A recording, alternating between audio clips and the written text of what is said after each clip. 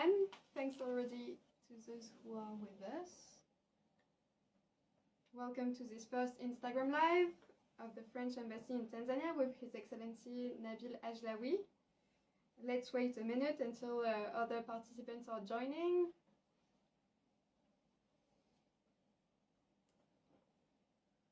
His Excellency Nabil Hajlaoui will have the great pleasure to answer your questions. We've received a few since the beginning of the week and the announcement of Instagram Live last Monday, but you can definitely ask more on the chat in live, and His Excellency will have the pleasure to answer you. Don't hesitate to ask all your questions in English and to specify if you're a student, a scholar, or from which university you come from. Or to specify any other information that you find interesting for the ambassador to know. Depending on how many questions we will receive, the session will last between 45 minutes and 1 hour. And for this first Q&A, the ambassador will be happy to discuss with you on any matter of your interest, from bilateral relations to international news, security issues, higher education, or even culture. Feel free to ask, and so now the minute is over, I think, so I leave the floor to the ambassador, and we are going to start with the questions that we have received from you. Let's begin with the questions on international news.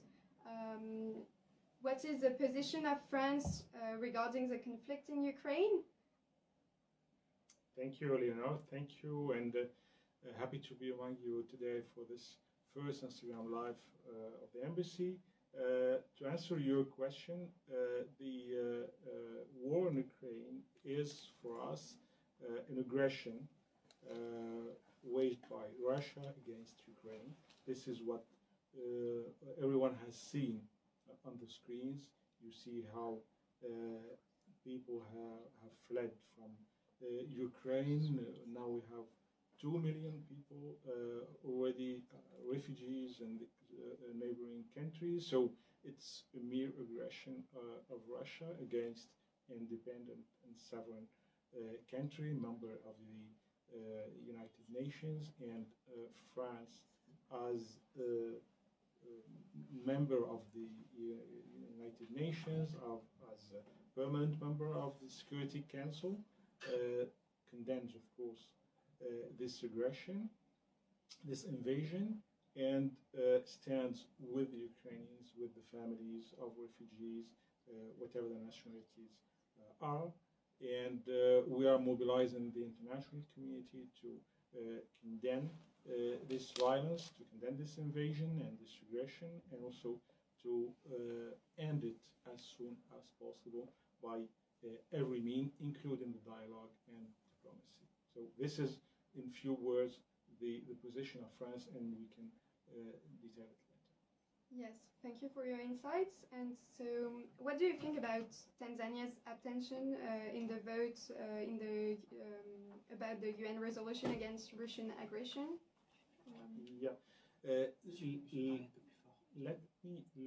Let me tell you first that these days, after the invasion of Ukraine by the Russians, I have discussed with many Tanzanians, and I did not meet any Tanzanian for the moment saying that the aggression is a good thing, the invasion of Ukraine is a good thing. I haven't met this kind of Tanzanians for the moment. So I believe that the Tanzanians are generally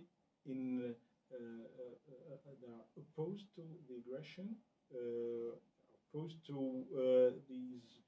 this tragedy of millions of refugees in Europe, and they probably want to know more about the situation, which is a bit far from their country, and they want to examine it very carefully. Of course, you're right, Tanzania has abstained in the vote before the General Assembly on the 4th of March.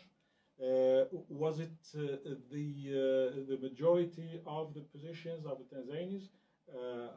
as I told you, I don't think so. Was it the majority of the positions in Africa? Africa did vote in its big majority in favor of the condemnation of this aggression. And also, this position of condemning the aggression was worldwide majority. There were 141 countries out of 193 that did vote in favor of this resolution that condemns the violence and the aggression by the Russians. So I don't want to say that we are disappointed by the position of Tanzania, because I feel that Tanzanians are genuinely in favor of peace, in favor of dialogue and diplomacy, but probably we should continue our dialogue with the Tanzanians to explain more the reality of the situation on the ground in Ukraine now. Let's talk now about the exit of African students from Ukraine. Russia allowed the exit of African students from Ukraine. So is it a relief for you? Having the students or the migrants that are present in Ukraine out of this area of violence, that's of course a good thing. And we thank the Polish authorities, the Hungarian authorities, or Romanian authorities, all the European authorities that did help to have them back. So this is a good thing. Let me tell you two figures first. The refugees that have arrived in the European Union after the launch of the operation by the Russians are now more than 2 million. So it's a big number of people, families, children, and women. And the second figure is 103,000 people from other nationalities, who are not Ukrainians, that have already arrived in Europe in addition to these 2 million. So we are talking about big number of people who are receiving them. There is a strong commitment from the Europeans to treat them well, to find solutions for them. So those who want to seek for asylum will be allowed to seek for asylum, and those that want to go back to their homes in Africa, in the Middle East, or elsewhere, of course we help them, and we did already help them. So that's a very good thing to assist people who are innocent, who are victims of this invasion of the Russians. And among them, you're right, there are Africans, and here in Tanzania there are less than 300, and I know that the authorities here in Tanzania are committed to their security, and we help them as much as we can to guarantee the security of their citizens. Now let's discuss about Russian propaganda. What's the answer of France and of the embassy to their propaganda, especially on biological weapons and on the fake news that they are spreading on the social media? Yeah, you're right. The word fake news is very accurate here, because we do not want to respond to propaganda by another propaganda. This is not what we do usually. We just want to interact with our interlocutors and explain the facts. I'm sure that Tanzanians, the authorities, and also the people and media know very well what's happening. Talking about weapons of mass destruction is fake news, as you said, and also it is a pretext to wage war. We saw that in the past. We know that chemical weapons were used recently, unfortunately, in Syria, for example, and I'm not sure that it is up to the European to bear this responsibility. The Russians did support the Syrian regime in using this kind of massive destruction weapons. So I'm not going to blame the Ukrainian for these rumors and propaganda and fake news that are pushed by the Russians. Our answer to explain more the reality of facts, to be more accurate, to be more objective, to be more convincing, and to rely on the intelligence of Tanzanians and Africans among our partners in general. So we are really confident, we trust them for that, and we know that propaganda does not succeed at the end of the day. You remember all the propaganda of the Adolf Hitler and the Nazi regime in the 40s, the 30s and the 40s. After that, the communist regime, Stalin, etc. All this is away now, and history did not show that they are right. So we are confident in what our partners can believe or not. Thank you for your very complete answers. These were questions from students of the Center of Foreign Relations. Mm-hmm. Thanks to Thank you for that. Yes. Can you now give us some insights on the direct and very concrete effects that Russian aggression will have on the Tanzanian daily life, on the Tanzanian economy? Let me tell you first that the Tanzanians and the Africans in general have very, very strong ties with Europeans. The Europeans are the first investors, the first suppliers, and the first customers of Tanzania and Africa in general. So we have this interest to focus on on strengthening our bilateral relation in economy in this big crisis that is affecting the world economy because of this aggression of Russia. Yes, you're right, Tanzania will be affected, its economy will be affected. One of the consequences of this invasion is that the energy supply in the world is being disrupted. The cereals and some agriculture products are being also disrupted, and the prices can rise very quickly. So this will affect many economies, and we are committed as partners to help those that will need our assistance. This is what we are already doing in Europe. The international institutions are also committed to that. IMF and World Bank will also provide their help, and we do not want this effect of unilateral aggression decision by the Russians becomes an element that deters our partners from taking this or that position in favor of peace. I think that the commitment for peace, condemning the aggression and the invasion, should be there, and we feel it among our partners in Africa. Many of the neighbors, among the neighbors of Tanzania, did vote in favor of the resolution you've mentioned earlier in the General Assembly in the United Nations. DRC, Zambia, Malawi, Kenya, Mauritius, Comoros, all these countries did vote. Rwanda did vote in favor. So there's this commitment, and we do not want them to see punished by the bad consequences of this aggression. And of course, the Tanzanians know that we do not want our investments to stop. We do not want to stop doing cooperations with Tanzanians because of that.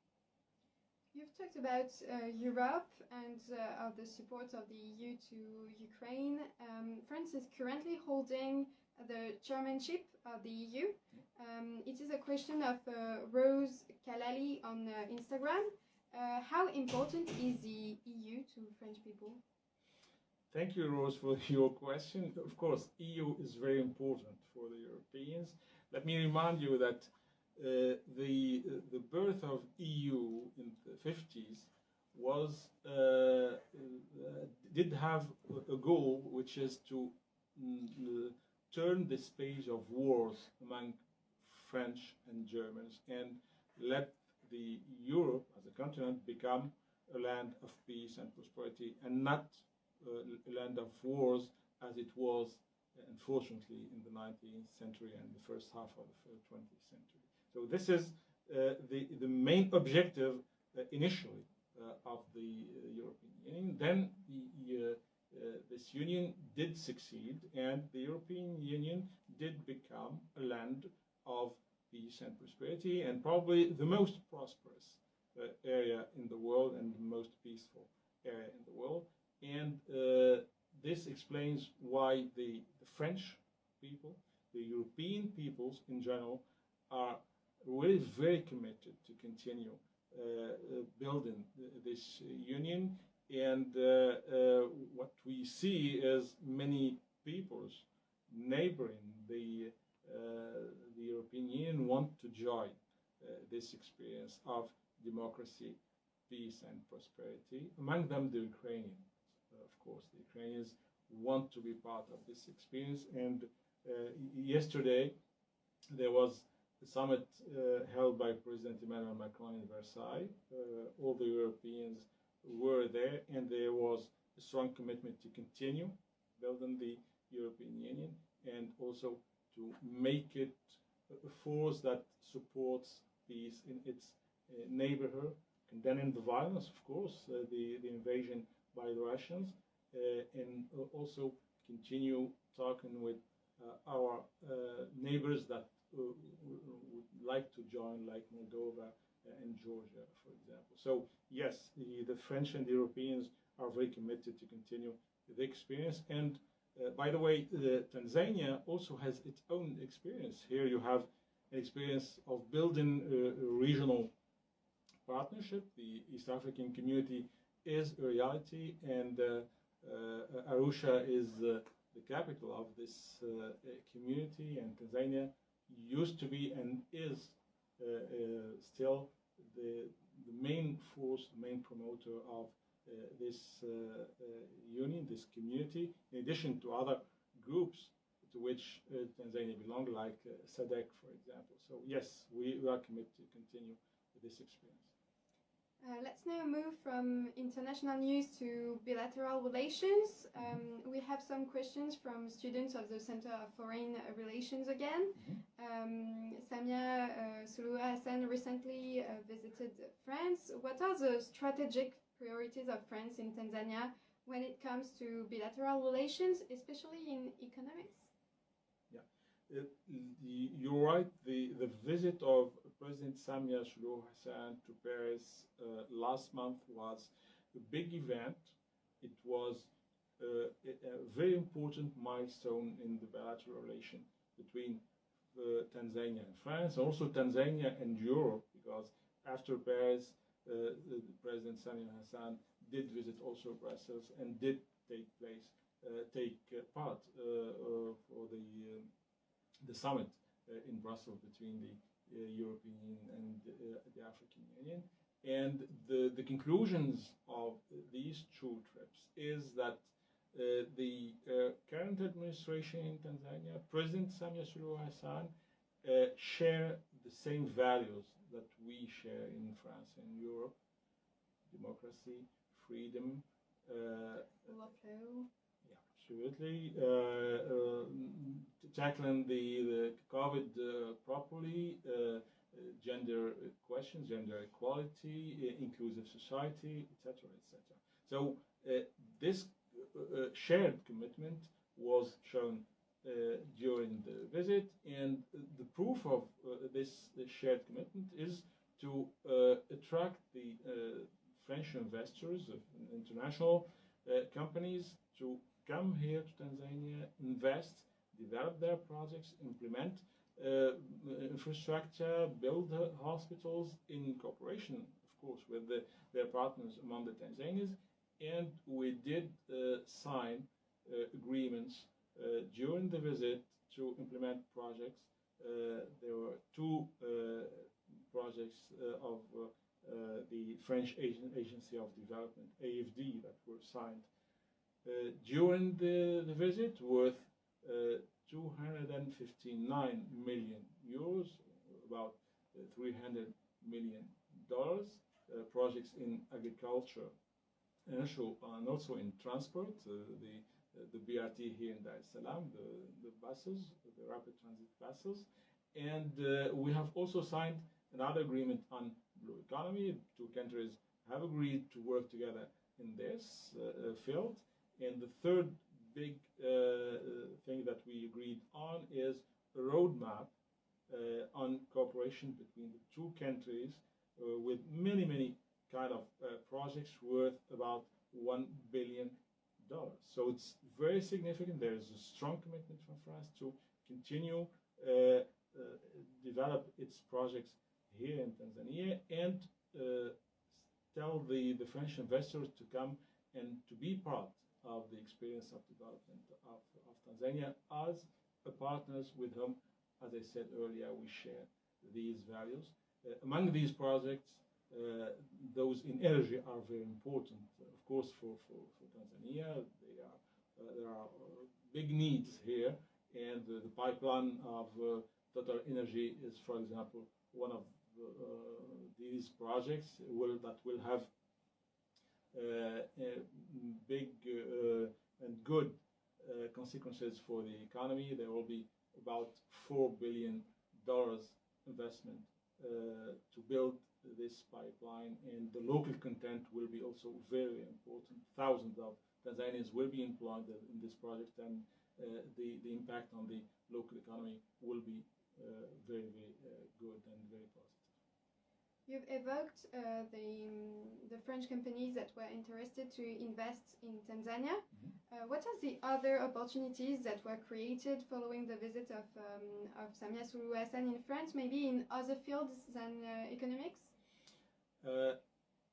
The visit was focused on economy, the development and projects to develop economic relations between the countries, but also on subjects related to oceans, maritime zones, protecting the resources, monitoring the resources, and cooperating in the logistic hubs in East Africa. So we did talk about all these areas of cooperation, and President Samia Suluhu Hassan did participate to the One Ocean Summit that took place in Brest, west of France, on the 11th of February, and it was very positive input from her side to share the commitment we all have to make this area of Indian Ocean an area of peace, of course, and also of protection of the environment. As I mentioned, the maritime zones, the blue economy, and also the ports, all these activities, we want them to be compatible with the protection of the environment in there. So there's total agreement between two countries on these elements, in addition to the cooperation economy, as I said earlier. Thanks, His Excellency, for your transition to the question of Jasper Theones. He's a Tanzanian student who studies in France with a French government scholarship, and he has a question about renewable resources. How does France plan to help Tanzania to use more renewable resources? Thank you, Jasper. Bonjour, Jasper. You are in France, so you learn French, I think. Yes, we have already implemented projects here in Tanzania on renewable energy. Solar mainly is one of the fields in which we have investors, private investors that are committed to come and develop projects. Some of these projects are funded by the agency, the French Agency for Development. We have already build a plant for solar energy that generates about 50 megawatt, and we are planning to triple this amount in the coming months. And also we work on hydro energy, hydroelectricity through projects in Shinyanga. There are dams that will be developed there, also through the Agency for Development. And last thing I wanted to mention here is that even the project of Total Energy, the ECOP project, this pipeline between Uganda and Tanga in northern Tanzania, will include solar energy to make it more compatible with the objectives of fighting the climate change. So we are really very committed in helping Tanzania to have this transition towards a cleaner economy. And one of the examples of that is this cooperation we are supporting between two startups, one Tanzanian and the other French, to make the vehicles, the cars of Safari, electric. They are retrofitting, they are transforming the engines to move them from fuel to electricity or with battery, etc. So we are really tackling this question of energy on many levels, and our objective is to make Tanzania, of course, continuous development, to have the energy it needs, and also to make it compatible with the climate change objectives. Nothing to deal with climate change this time, but I have a question on security issues from our followers. Mm-hmm. How could you describe the French strategy in the Indo-Pacific area?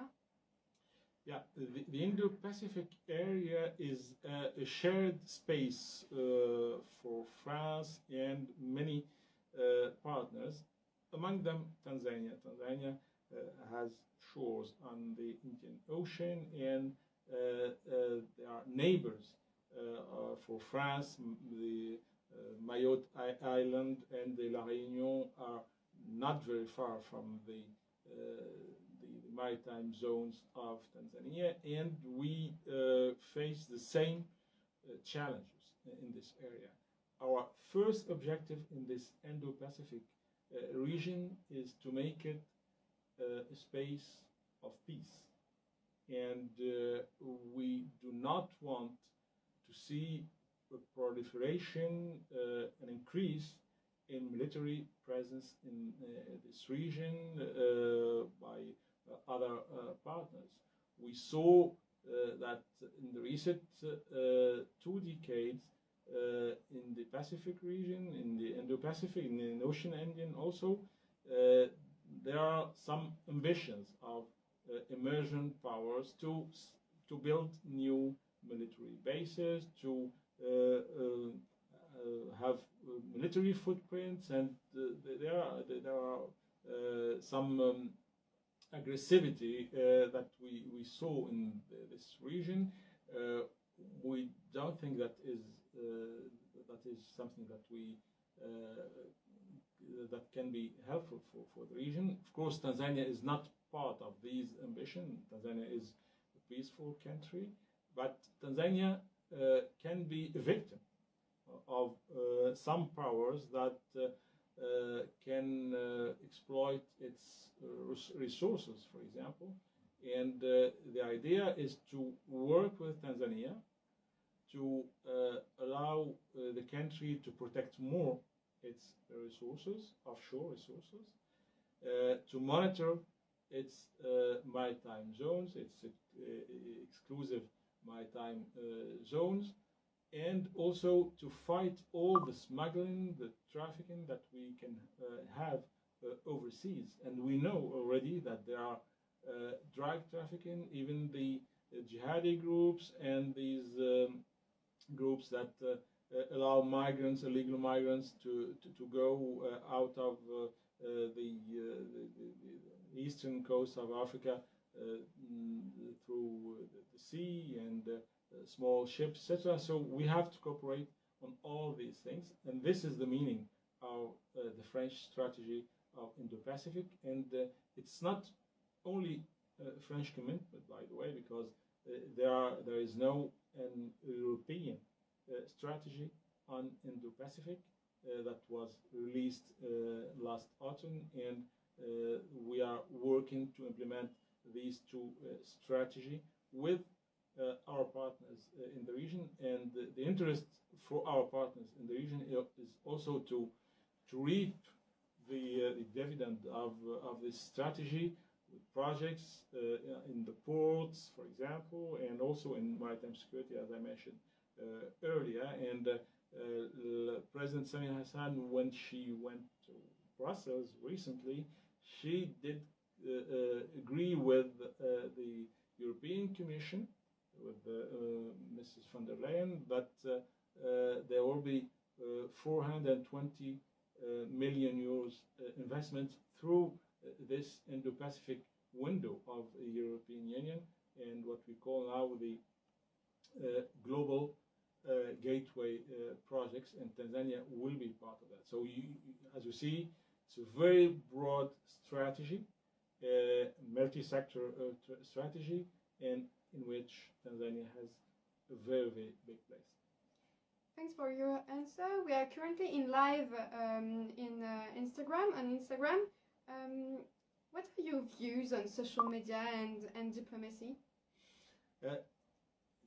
Social media is becoming more and more an area where many people interact and have dialogue on daily basis. So it's a part of the daily life for millions through the world, among the young students, young people, but also for the population in general. So when you are a diplomat, when you have a public role, of course you have to have a public diplomacy. And here the French embassy in Dar es Salaam is continuing its dialogue in meetings, in parties, in receptions, in conferences that we can have, and also through social media. So it's part of our daily life, and it's part of the daily life of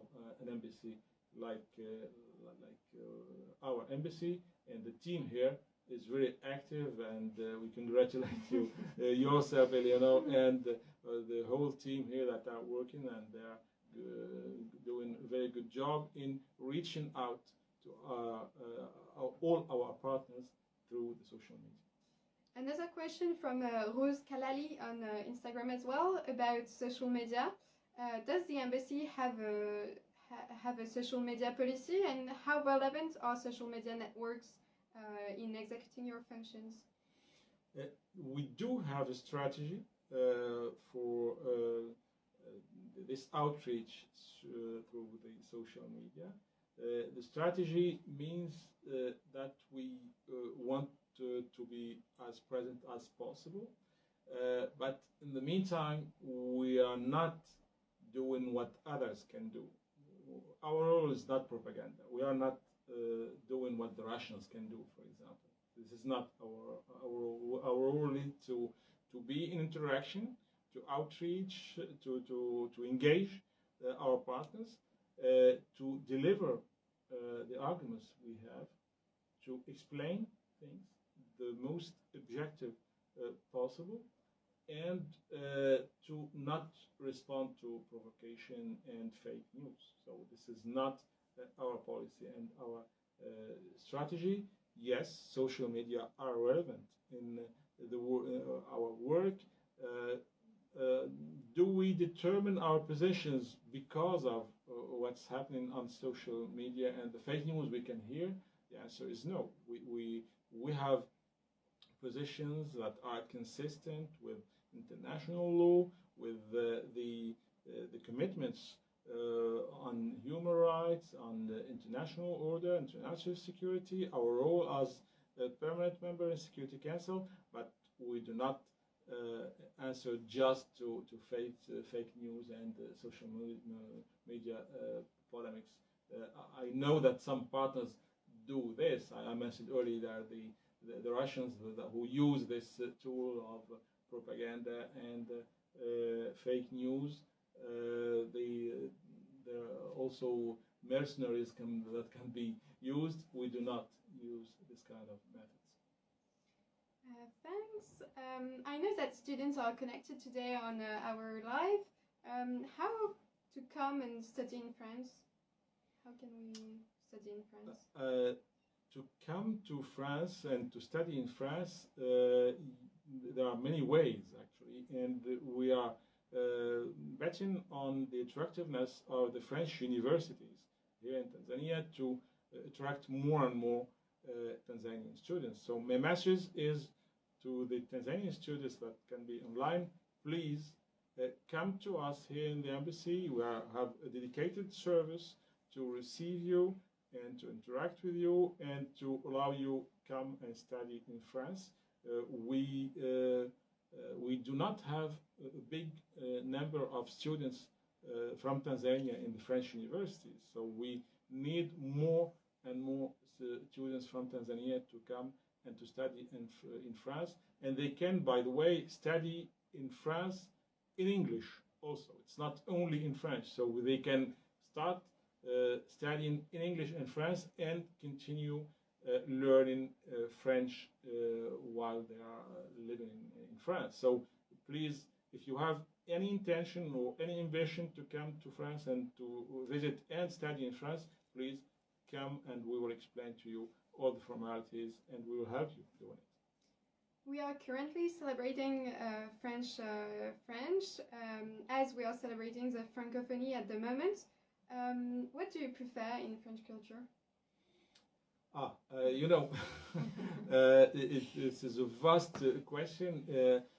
French language and French culture are now becoming shared legacy that we share with Francophonie countries. There are about 88 countries that are members of the Francophonie organization. So it's a huge shared,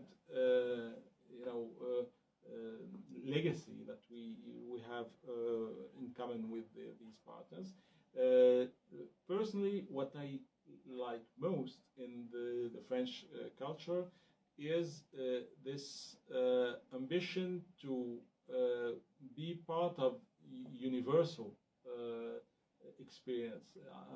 France did not limit itself in the past to be a small experience isolated from the world. We did have for centuries interactions with partners, neighbors in the Mediterranean, in Asia, in Africa, etc. So we are part of this world experience, universal experience, and since the 50s, as I said, as a peace and stability experience. So this is what we are promoting. It's this universal dimension of Francophonie that we promote.